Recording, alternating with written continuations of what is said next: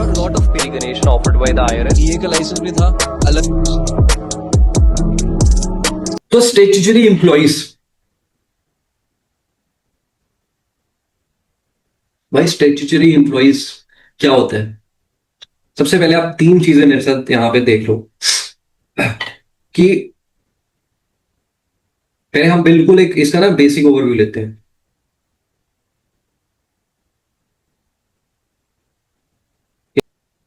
तो basic overview में आपको पता है कि अगर एम्प्लॉय एक कंपनी में काम करता है, जो कंपनी उसकी क्या एम्प्लॉयर है, अगर एक एम्प्लॉय एक कंपनी में काम करता है, फुल टाइम एम्प्लॉय है, कंपनी उसको सैलरी देती है, तो इस पे हमने क्या पढ़ा था? इनकम टैक्स विदहेल्ड कर दिया इसकी सैलरी के पे चेक पे कुछ पोर्शन। दूसरा, सर्टन पेरोल टैक्सेस, जिसमें एक फाइका टैक्स भी आता है और फूटा भी आ सकता है।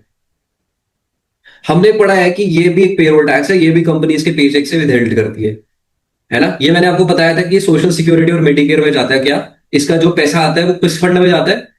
वहां के सोशल सिक्योरिटी। ये चीज आपको पूरे टाइम याद रखनी है, ये दो चीजें जो मैं आपको बता रहा हूं, सोशल सिक्योरिटी प्लस मेडिकेयर के फंड में जाता है। ठीक है? और इसका कुछ हिस्सा एम्प्लॉयर भी देता है, इसके चैप्टर में पढ़ेंगे वो कैसे कैलकुलेशन होती है। फाइका टैक्स हो या फ्यूटा टैक्स, फ्यूटा छोड़ो, फ्यूटा सिर्फ एम्प्लॉयर देता है अपने हिस्से से, बट फाइका टैक्स का कुछ हिस्सा एम्प्लॉय के पेचेक से डिडक्ट होता है जिसमें उसको सैलरी मिलती है, और कुछ हिस्सा एम्प्लॉयर अपना खुद का करके सोशल सिक्योरिटी और मेडिकेयर के फंड में डाल देते हैं। ये भी एक फेडरल लेवल का पेरोल टैक्स है, फेडरल लेवल का पेरोल टैक्स। ठीक है, हमें समझ आ गया। अब उनका कहने का मतलब है ना, कुछ लोग ना क्या होते हैं, कुछ लोग इंडिपेंडेंट कॉन्ट्रैक्टर्स होते हैं ना,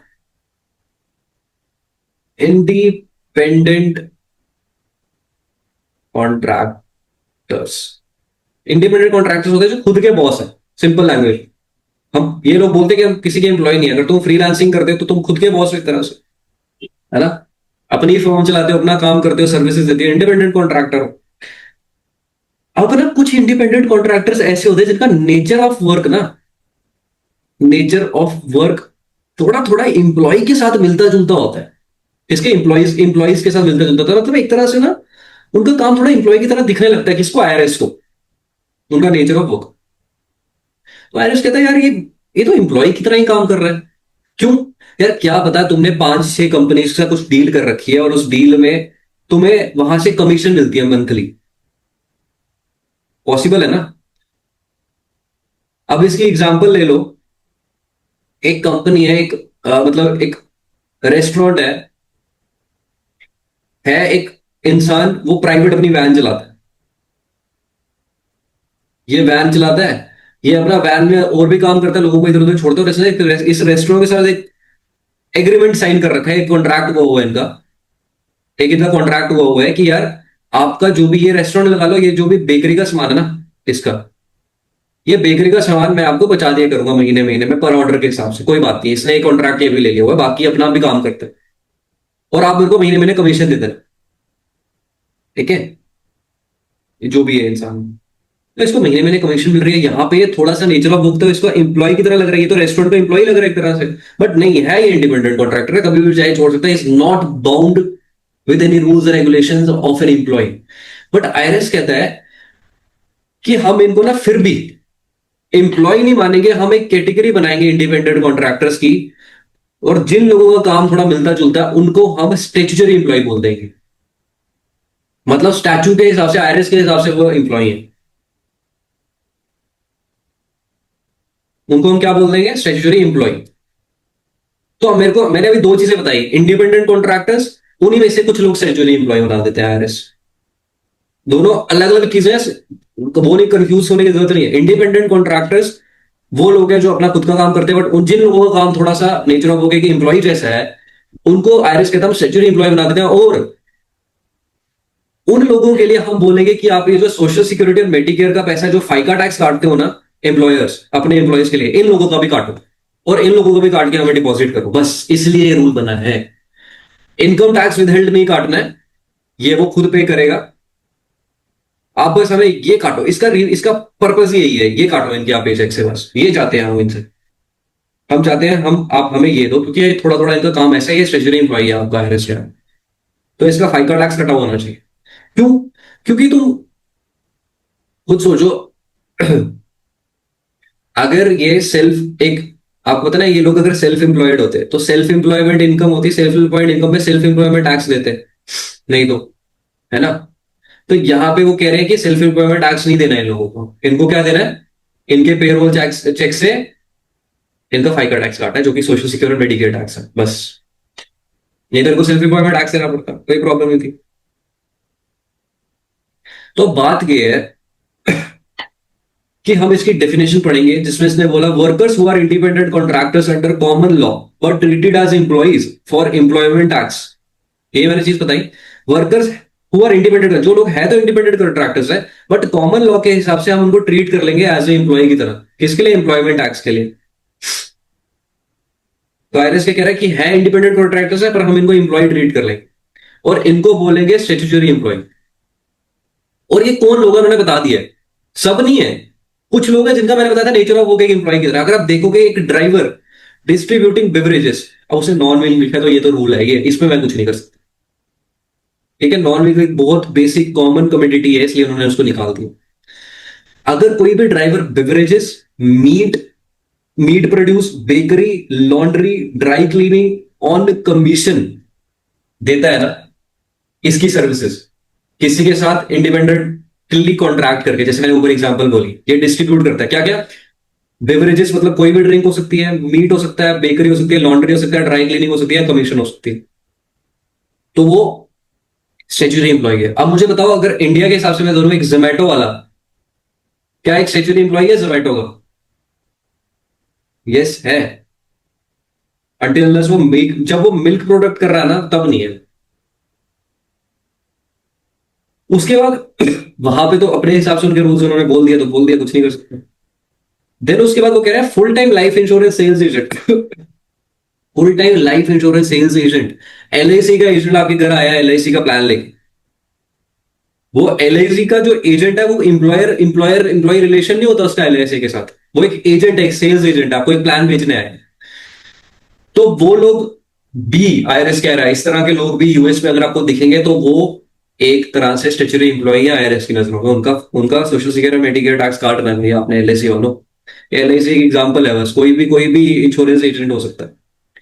home worker using employers material specification, अब उससे क्या बोला, होम वर्कर। पहले तो आप ये समझो, होम वर्कर से उसने बोला कि यार जो तुम्हारा घर पे काम है, बट काम तुम्हारा एक एम्प्लॉयर ने दिया हुआ है, क्योंकि तुम एम्प्लॉयर के मटेरियल स्पेसिफिकेशन यूज करते हो। इसकी एग्जांपल ले लो यार, तुम कपड़े सिलते हो, यू आर डिजाइनर, घर पे बैठ के कोई तुम्हारा सेटअप नहीं, घर पे बैठ के काम करते हो, अपनी मशीन लगाई हुई है, वहां पे कपड़े सिलते हो। तो कपड़े सिलने के लिए वो जो कंपनी है जिसके लिए तुमने जहां से कॉन्ट्रैक्ट उठाया है कि मैं तुम्हारे लिए ना 20 कपड़े बना दूंगा या शर्ट्स प्रिंट कर दूंगा, तुम मुझे बस डिजाइन दे दो उसके और मुझे कपड़ा दे दो, बाकी काम मेरा, बाकी सर्विस मैं दे दूंगा। यहां पे तुम उसके एम्प्लॉय थोड़ी हो, तुमने तो कॉन्ट्रैक्ट उठाया है, तुम एक होम वर्कर हो, अपने घर से बैठ के करते हो।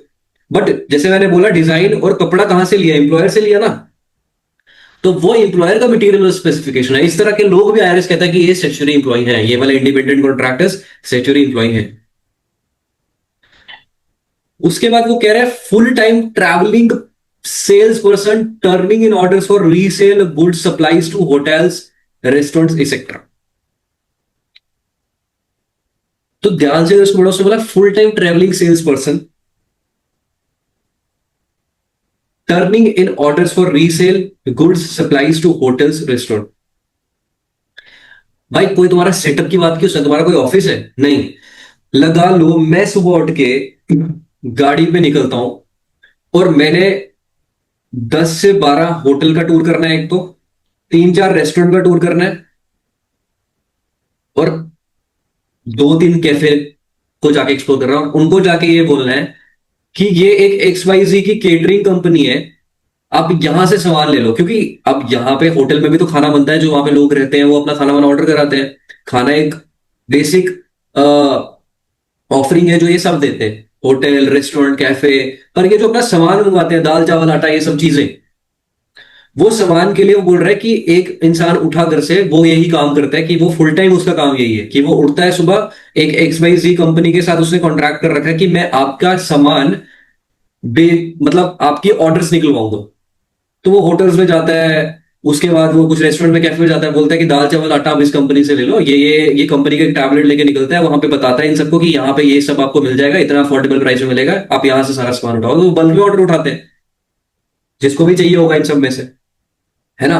तो तुम्हारा काम यही है, तो वो यही कह रहा है कि तुम एक ट्रैवलिंग सेल्स पर्सन हो, तुम्हारा काम है कि ऑर्डर्स निकालना, किसके लिए, गुड्स सप्लाईज, किसको जाना चाहिए, होटल्स और रेस्टोरेंट सेक्टर, तुम्हारा काम यही है। तो तुम क्या है, ये जो तुम हो, ये इस XYZ के एक तरह से वो कह रहा है कि आप इसके स्टेचुटरी एम्प्लॉय हो सर, तो आपका भी फाइका टैक्स कटना चाहिए।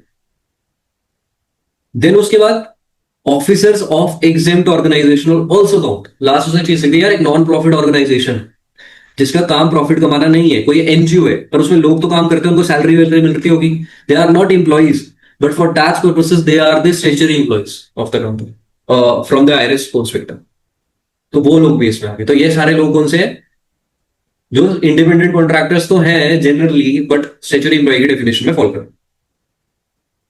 तो टैक्स रूल्स क्या है भाई, कह रहा है employer must with hold social security Medicare, यही बताया था पहले, यही पर्पस है। तो आठ ने क्या ऐड दिया, सोशल सिक्योरिटी मेडिकेयर जो फाइका को फाइका से ही बना है, ठीक है। तो सोशल सिक्योरिटी और मेडिकेयर उन्होंने उनका टैक्स विद होल्ड करना है। Contract requires personal services. अच्छा, ऊपर जितनी हमने चीजें पढ़ी ना, पर्सनल सर्विस, ये नहीं है कि ये जितने भी मैंने इंसान की बातें की अपने बदले किसी और को भेज देते हैं, तुम्हारा पर्सनली यही लोग काम करते हैं, मतलब यही इंगेज है एक्टिविटी में। पहले तो ये चीज होनी चाहिए। दूसरा, workers has no substantial equipment investment. अपनी कोई खुद की इन्वेस्टमेंट, अपना कोई ऑफिस सेटअप नहीं होना चाहिए। आपने कोई भी ऊपर इंसान पढ़ा जिसका अपना कोई सेटअप है, ऑफिस बना हुआ है जिसका, कोई अपनी इन्वेस्टमेंट नहीं है, कोई ट्रैवल कर रहा है बेचारा, कोई घर घर जाके कोई सामान बेच रहा है ना, कोई ड्राइवर है, डिस्ट्रीब्यूशन का काम है, तो अपनी कोई सब्सटेंशियल इन्वेस्टमेंट नहीं है। देन उसके बाद सर्विस और कॉन्टिन्यूस काम यही है, यही करते हैं रेगुलर बेसिस पे, यही उनकी रोजी रोटी। तो ये चीजें फॉलो करेंगी। तो वो क्या कह रहे हैं, अब थोड़ा सा आपका मगध वाला पार्ट आ गया। Reported on form W2 box 13 check statutory employee. तो आपने पता है कि एक एम्प्लॉयर क्या देता है किस अपने एम्प्लॉयज को, W2। तो इसी तरह इनको भी W2 मिलना चाहिए। IRS कह रहा है जिसके W2 के बॉक्स नंबर 13 में, अगर आप W2 खोल कर देखोगे, वहां पे स्टेचुरी एम्प्लॉय को टिक करके W2 इशू कर दो, इनको ट्रीट कर लो एम्प्लॉय की तरह, बस ट्रीट कर लो टैक्स पर्पसेस के लिए। पर ये विदहोल्ड नहीं करना, ये खुद पे करेंगे। मैंने बताया था ना तभी, फेडरल इनकम टैक्स विदहोल्डिंग नहीं है, फेडरल इनकम टैक्स वो लोग खुद पे करें। ये आपको हक नहीं दे रहे हम विदहोल्ड करने का, सिर्फ चुप करके बोल रहे हैं कि सोशल सिक्योरिटी मेडिकेयर विदहोल्ड करो। फ्यूटा अप्लाइज टू कैटेगरी 1 और 4। कितनी अच्छी बात लिखी उन्होंने, कैटेगरी 1 और 4 पे ही सिर्फ फ्यूटा अप्लाई होगा। कैटेगरी 1 ये वाली थी, driver distributing beverages meat produce, और कैटेगरी 4 कौन सी थी, फुल टाइम ट्रैवलिंग सेल्स। सिर्फ इन दो इंसानों के लिए फ्यूटा टैक्स का है रोल। मतलब अगर फ्यूटा टैक्स करना पड़ रहा है उनके एम्प्लॉयर को पे, तो सिर्फ इन्हीं वाले लोगों के लिए करना है, फर्स्ट और फोर्थ के लिए। अगर इसकी कैटेगरी में फॉल कर रहे हैं, थर्ड की, सेकंड की, थर्ड की या फिफ्थ की, तो उनमें फ्यूचर टैक्स पे करने की जरूरत नहीं। अगर पे करना पड़ रहा है एक एम्प्लॉयर को, उसको एम्प्लॉय ट्रीट करने के बाद, स्टिल वो उस कैटेगरी में नहीं है, तो सेकंड और थर्ड और फिफ्थ में है, तो फ्यूटा नहीं पे करना पड़ेगा एम्प्लॉयर को। बट अगर वो फर्स्ट और फोर्थ कैटेगरी में, तो फ्यूटा भी पे करना पड़ सकता है, अगर फ्यूटा पे करने की हालात में वो आ गया है, पर सिर्फ 1 और 4 को। ठीक है। उसके बाद रिपोर्टिंग देख लो भाई, reported on schedule C line 1। तो जो ये एम्प्लॉइज है ये अपना कहां पे रिपोर्ट करेंगे, शेड्यूल C के लाइन 1। तो उसके बाद नो शेड्यूल SC रिक्वायर्ड, तो सेल्फ एम्प्लॉयड वाला रिक्वायर्ड ही नहीं है अब, क्योंकि ये तुम्हारी सेल्फ एम्प्लॉयमेंट इनकम नहीं रही है अब, एक तरह से तुम्हें एम्प्लॉय ट्रीट किया है। देन उसके बाद work expenses deductible on schedule C। But तो देखो कि कितनी सही चीज है, कितनी सही चीज है। तुम्हें एम्प्लॉय मान रहे हैं बट स्टिल तुम्हें एक तरह से एक्सपेंसेस की डिडक्शन दे रहे हैं, जो एक नॉर्मल एम्प्लॉय को नहीं मिलती। तुम्हारा गाड़ी पे जाओगे, तुम्हारा अपना पेट्रोल का खर्चा होगा, और भी खर्चे हो सकते हैं, तो तुम्हें एक तरह से बिजनेस रिलेटेड एक्सपेंसेस मिल रहे हैं अपने डिडक्ट करने के लिए। बट उनका पर्पस सिर्फ एक ही है, तुमसे सोशल सिक्योरिटी और मेडिकेयर टैक्स लेना, बस। देन उसके बाद separate schedule C required for non statutory business. एक बहुत अच्छी चीज, अगर तुम स्टेट्यूटरी एम्प्लॉय हो कोई बात नहीं है, वो कह रहे हैं इन कामों के लिए जो हमने ऊपर बताया है, इनके लिए अलग शेड्यूल C बनाओ, और अगर तुम कुछ और भी काम करते थे सेल्फ एम्प्लॉयड जो इन कामों से रिलेटेड नहीं था, उसके लिए अलग शेड्यूल सी बनाओ, वहां पे उसको डिडक्ट कर लो। तो दो शेड्यूल सी बनाने पड़ सकते हैं। जो तुम्हारा इसके स्टेशनरी बिजनेस नहीं है ना, उसके रिलेटेड अगर कोई एक्सपेंसेस है तो उसके लिए अलग शेड्यूल सी बनाओ, इसके लिए अलग शेड्यूल सी बनाओ। देन उसके बाद तो आपका खत्म हो गया ये। यही था इसमें मेनली एसेंस क्या है, क्या याद दिमाग में बस ये चीज रखनी है कि सर सोशल सिक्योरिटी और मेडिकेयर टैक्स के लिए ये चीज बनी थी, इसलिए सेंचुरी इंप्लॉय इंडिपेंडेंट कॉन्ट्रैक्टर समय ये सब पढ़ना पड़ा। अगर आप रिटायरमेंट प्लान रूल्स की बात करो तो इन लोगों के लिए एक एम्प्लॉयर एम्प्लॉय रिलेशनशिप में एक एम्प्लॉय को कितने सारे बेनिफिट्स मिलते हैं, उसको रिटायरमेंट प्लान का बेनिफिट मिलता है। रिटायरमेंट प्लान का मकसद क्या है कि ताकि तुम्हारी पेंशन स्कीम एलिजिबल हो पाए उसमें। तो क्या इनको भी मिलेगा अगर ये पूरे टाइम तक कनेक्टेड रहते हैं? वो कह रहे हैं नहीं, इनको नहीं मिलेगा। वो एम्प्लॉयर रिलेशन हम इतना भी स्ट्रॉन्ग नहीं कर रहे। Statutory employees are not eligible for any employer में रिटायरमेंट प्लान, बट क्योंकि इनको हम सेल्फ एम्प्लॉयमेंट मान रहे हैं इस सेक्शन के अंदर, तो ये अपना खुद का रिटायरमेंट प्लान बना सकते हैं। मतलब एक चीज होती है ऐसे, इस ऐसी ये टर्म बोली जाती है जिसको कहते हैं सोलो 401k। ये एक स्टैट्यूटरी एम्प्लॉय अपना खुद का बना सकता है, इसमें कोई एम्प्लॉयर कंट्रीब्यूट नहीं करेगा। ऐसे जब उसको पेमेंट्स आती है उसमें डालते रहे, बस पेंशन के टाइम उसको as a pension account treat कर सकता है वो बाद में, बट वो उसने खुद बनाया है, इंडिपेंडेंट प्लान है उसका। एक्सेप्शन उसने एक दे दी, पर कह रहा है full time life insurance sales person is deemed employees for company retirement plan. सिर्फ एक इंसान, चलो ऊपर, फुल टाइम लाइफ इंश्योरेंस, ये जो इंसान है ना, सेकंड पॉइंट आप क्या याद रखोगे, सेकंड पॉइंट का रिटायरमेंट प्लान बन सकते हैं अगर आप इस नेचर के इंसान के इंडिपेंडेंट कॉन्ट्रैक्टर और स्पेशल एम्प्लॉय, तो आपका बन सकता है बस।